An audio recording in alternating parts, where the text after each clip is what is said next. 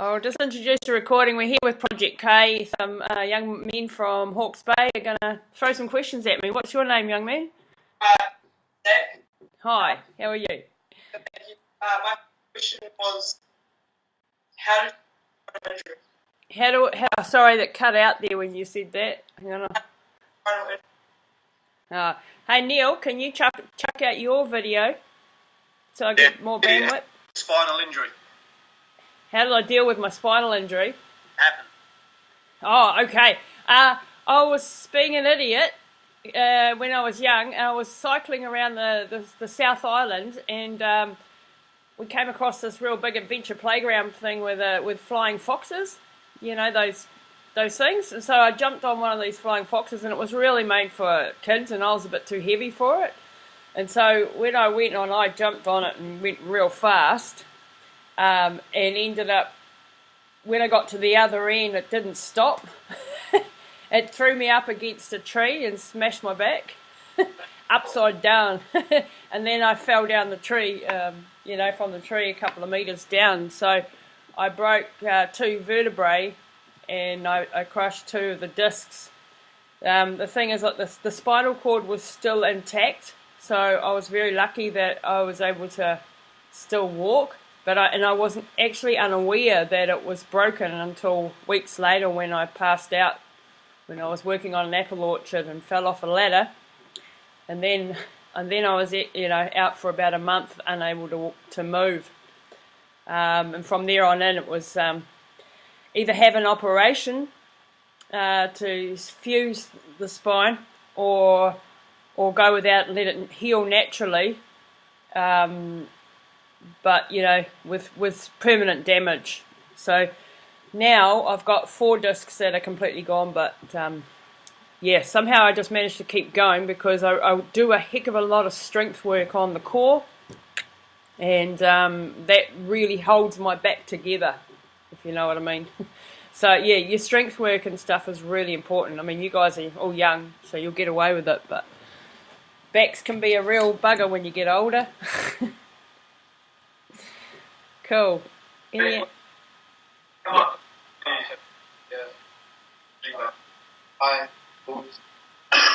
G'day. I just like to know what helped you keep a positive mindset while you're running.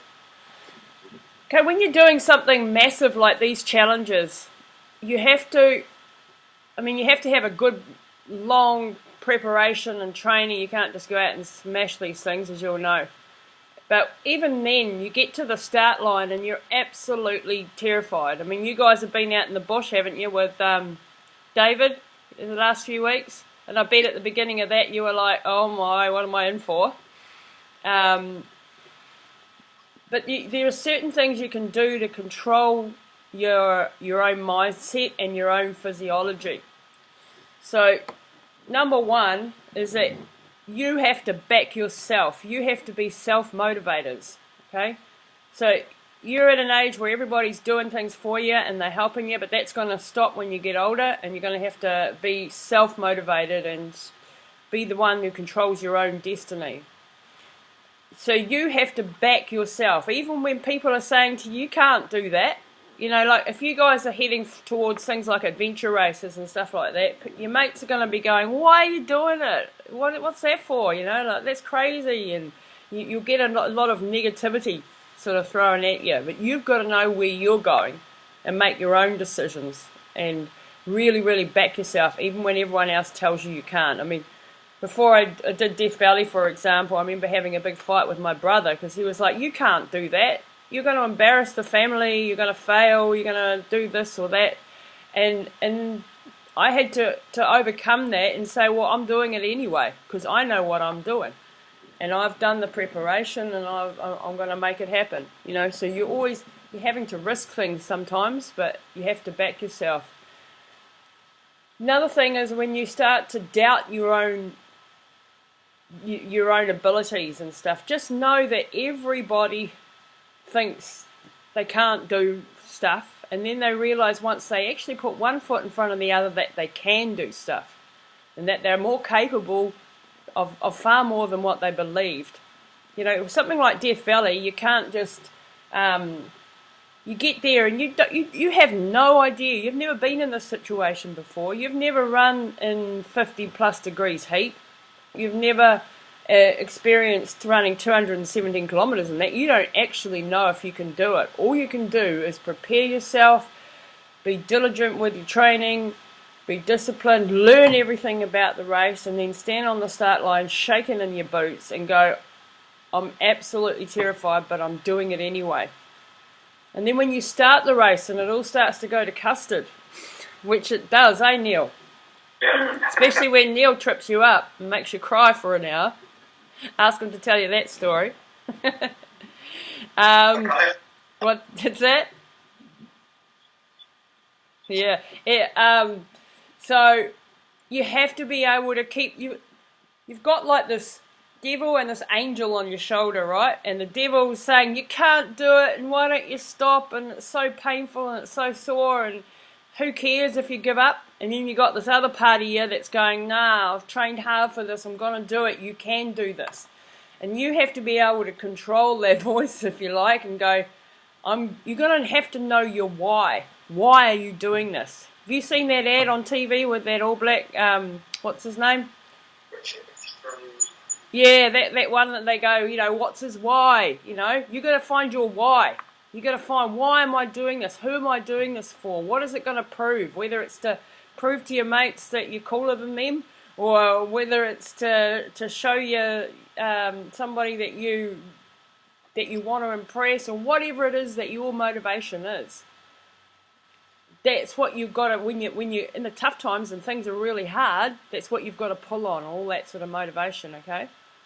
To keep fighting through, because it will be a battle no matter what sport you take up. And another thing I think is really being grateful for the opportunities that you have, like the opportunities that this group gives you, and people like David Tate, and that is, you're so lucky. You're so lucky. So never take for granted that's what, you guys are very, very privileged to have that. People that care about you and want you to move forward and want to see you succeed. So always be grateful for that. And that gratefulness, if you go through life with that, being grateful for things, you'll appreciate it more, you'll achieve more, you'll get there. Any other questions? My name's Cara. Hi. How we can put what you've done into everyday life, like not giving up and stuff like that. Yeah, I mean, there are so many lessons from, when I do like speaking and things, I'm telling the stories about my running, and I've done 140 odd ultra marathons now, and I've been all around the world. I've been, a couple of thousand races in the Sahara and the Himalayas, and I've had an amazing life. But there have been some absolute horrible times too, and things that I've had to overcome in situations. And then when I get through those really difficult times and I succeed, or even if I fail, I use those experiences in my business life and in my home life. I'll give you an example, right? 8 months ago, my mum had an aneurysm, which is a bleed in the brain, and was left on the edge of death. And she was severely disabled when she finally came out of her coma. Now, this was we love our mums, and I was absolutely in bits. But I realised very quickly that I had to take control of the situation, that I had to keep it together, and I'd learnt that out in the deserts when the proverbial hit the fan, that I had to hold all my emotions in and keep functioning. That was one of the major lessons that I learned. And so with my mum's case, the whole family was falling to bits. I had to be a leader. I had to pull my young brothers together and keep them going and focused on where we were going. I had to take real control of this medical situation. In other words, know what the doctors were doing, talk to them, research every medication that she was on, and be really onto it so that she didn't die, basically. I had to really be very vigilant. And all those lessons that I'd learned of pushing through night after night, of not sleeping and keeping going, and all of those things helped me, because I couldn't leave her bedside for very long. and we got her through that critical phase, and then they told us that she would never be anything more. She was in a vegetable state, if you like. She wasn't able, she didn't even know her name, she didn't know anything. But I believed that I could bring Mum back to us, and they said she's too old, she's not going to get much back, you've got to put her in a rest home. We fought like cats and dogs about that, and I wanted to take Mum home, and I wanted to be in charge of her rehabilitation, and we've done that, and we've done an amazing job, and it's been a heck of a long journey. But because I know how to push and push and push, and I know how to be consistent, and I know how to be disciplined, and I know how to lead people, it's worked. It's been hard and it's been horrible, but it's a lesson for life. And now Mum is Mum again, and she's talking fluently, she's reading, she's writing. We're really struggling to walk, but we're getting there. And you guys actually might see her. She's coming over with us when we come over on the run, Samuel Gibson run, and she's going to be in my crew. So that's an example of an application of everything that I've learned. So everything that you learned out in the bush today, in the last few weeks with David, he would have been teaching you survival skills. He would have been teaching you what it's like to be able to cope when you're tired and keep going, or sleep wild and not have enough food, and all those sort of things. They are very good lessons, because when you go out and, say for example, you're at school and you have to do a speech and you're like, oh my God, you know, but you think, well, hell, I handled that situation out there in the bush, and I coped with it. I reckon I can handle this as well. So that's how it sort of plays out, okay? And the same in business. The same principles apply in business. You have to be a calculated risk taker. You have to be self-motivated. You have to be disciplined. All of those sort of things help you in your day-to-day life. Yeah. So thanks for that question. Any other questions? Any other questions? Yep. G'day. Hey, my name's Anton, Hi, Anton. and how long ago did you run the marathon? So my very, very first one? Yeah. Yep. I tell you what, I went out and ran a 240-kilometre race across the Sahara in Morocco before I actually did a marathon, which is not the good way to do it, but so that was when I was about 27, so 21 years ago. And marathons, doing a road marathon is a really good goal to have, and it's something that you guys can strive for perhaps in the next few years. Although being in adventure sort of stuff out in the bush is probably even more fun, you know. So I didn't start till I was quite old, really. But prior to that, I'd cycled through many countries and, you know, canoed down the Yukon and crossed deserts and all that sort of thing. So I was never a talented runner. That's another point I wanted to bring up, guys. Talent versus determination. Who do you think is going to get further in life? Someone who's talented, thanks Anton, or someone who's determined? Yeah. Because talent, there are so many talented people out there. You probably see them at school, talented rugby players, talented whatever. But if they haven't got the attitude, if they haven't got the determination and the discipline to use that talent won't take them anywhere.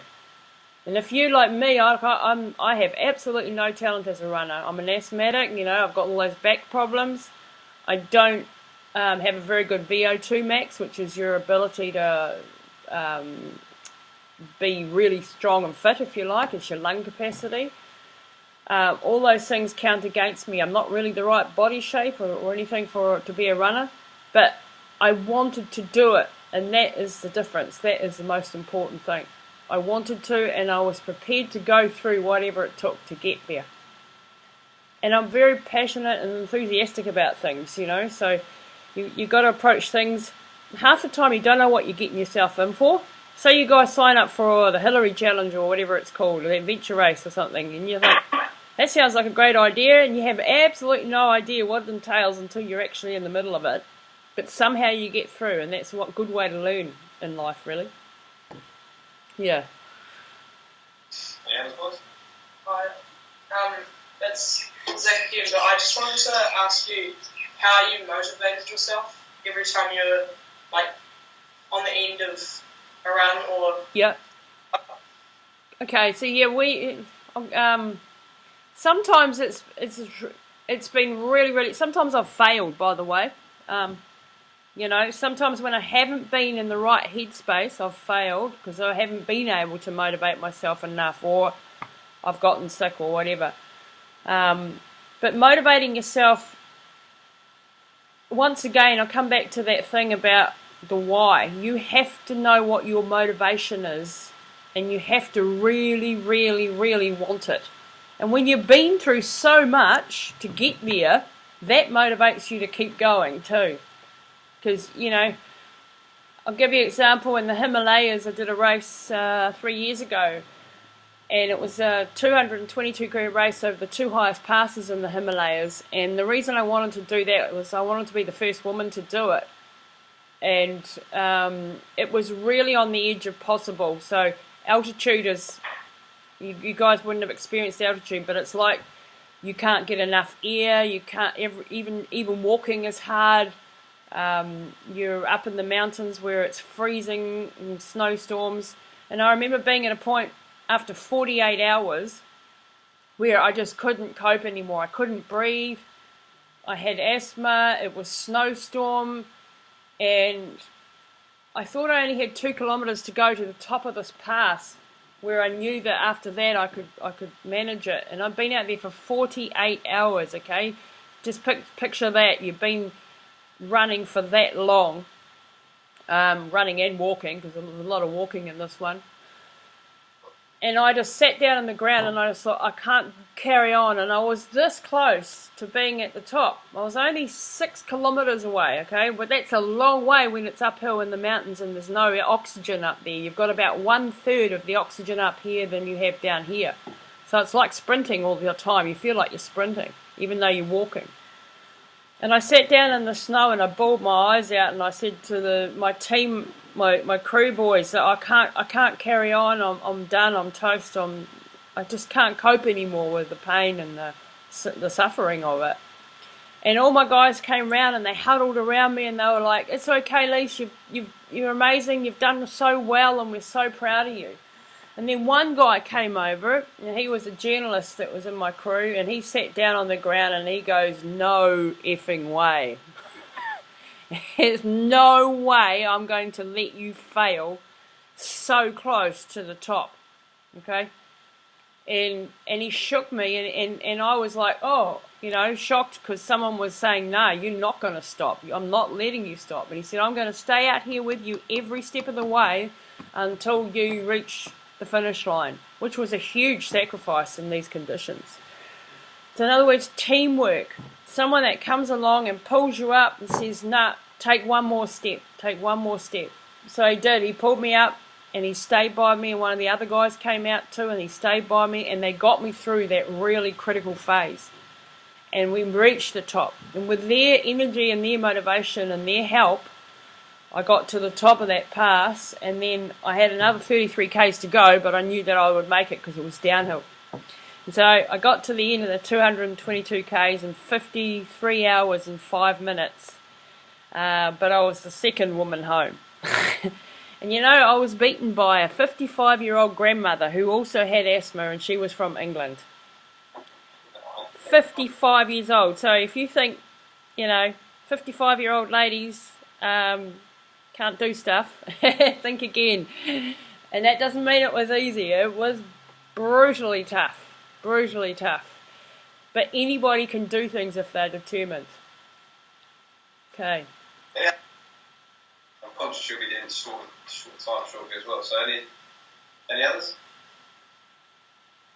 Lisa, it's Kathy, I work with Dave. Can you give us 5 secrets to reaching your goals, if you say?